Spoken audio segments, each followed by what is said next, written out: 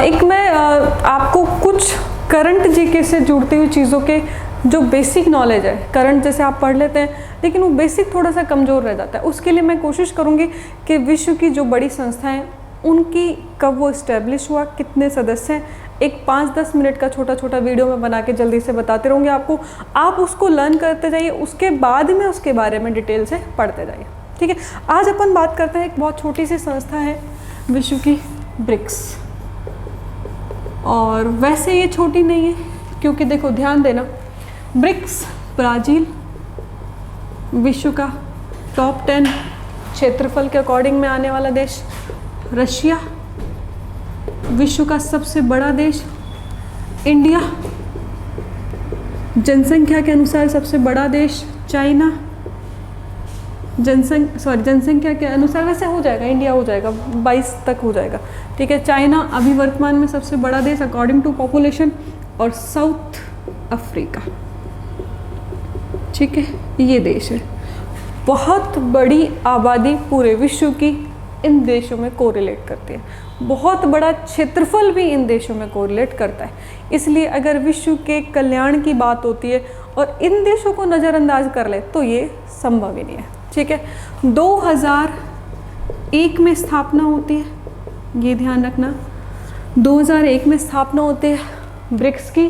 जब स्थापना हुई थी उस समय इसमें 4 सदस्य देश थे, 4। एब्सेंट कौन था? South Africa.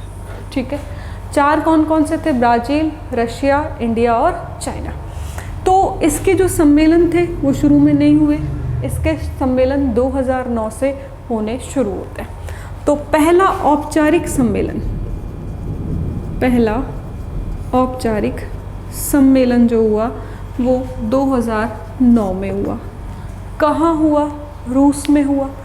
अब इतना ध्यान रख लेना, पहला औपचारिक सम्मेलन कहाँ हुआ? रूस में हुआ। ठीक है, 2010 में 2010 साउथ अफ्रीका को इसका सदस्य बना लिया गया। कितने देश हो गए अब? 1, 2, 3, 4 और 5। पहले कितने थे टोटल? 4। इसमें ध्यान देने वाली बात जो है वो ये है, रशिया को छोड़कर, रूस को छोड़कर बाकी सभी देश नव औद्योगिक और विकासशील देश गिने जाते हैं।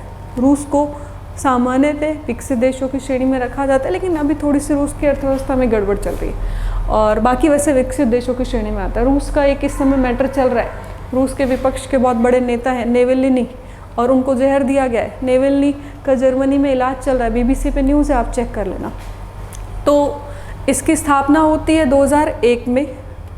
शुरुआत में 4 सदस्य थे, एब्सेंट था लास्ट वाला साउथ अफ्रीका को बनाया गया साथ ही 2010 में, और पहला औपचारिक सम्मेलन हुआ था 2009 में। कहाँ हुआ था? रूस में। अब 11वां औपचारिक सम्मेलन, क्योंकि हर साल होने लगा, अब 11वां औपचारिक सम्मेलन कहाँ हुआ? रूस के येतेनबर्ग। 11वां औपचारिक सम्मेलन रूस के येतेनबर्ग, नहीं ये सॉरी गलती है, मेरी गलती। 11वां औपचारिक सम्मेलन हुआ ब्राज़ील में, और ब्राज़ील की राजधानी है ब्रासीलिया भी कहते हैं, ब्राजीलिया। वहाँ पर 11वां औपचारिक सम्मेलन हुआ। ये हुआ था नवंबर में 2019 में। ठीक है, ध्यान रखना, नवंबर 2019 में 11वां औपचारिक सम्मेलन हुआ। तो 11वां नवंबर में हुआ, 2019 में हुआ। 12वां सम्मेलन कहाँ होना था? 2020 में। स्थान रखा गया था रूस, और समय था आपका जुलाई। तो लो जी, जुलाई को कौन खा गया? कोविड-19। ठीक है, ड्यू टू रीज़न कोविड-19 के कारण ये जो सम्मेलन है ये यहाँ पर नहीं हो पाया। क्लियर है इतनी बात? अब इसमें 2 बातें और बची हैं। एक बात ये बची कि 13वां सम्मेलन देख लेना कहाँ होगा, अभी हुआ नहीं है 12वां। अब इसमें सबसे इम्पॉर्टेंट बात ये कि ये नाम किसने दिया। ठीक है, तो मैं ये मिटा दूँ। नाम दिया 2 व्यक्तियों ने। एक व्यक्ति थे गोल्डमैन मैन, एक संस्था थी गोल्डमैन सैक्स, बिजनेस से रिलेटेड एक संस्था थी। इसके एक संपादक एक व्यक्ति थे, उनका नाम था जिम ओ नील, नील भी बोल देते हैं। इस व्यक्ति ने ब्रिक्स का नाम दिया। किस पेपर में दिया? पेपर का नाम है बिल्डिंग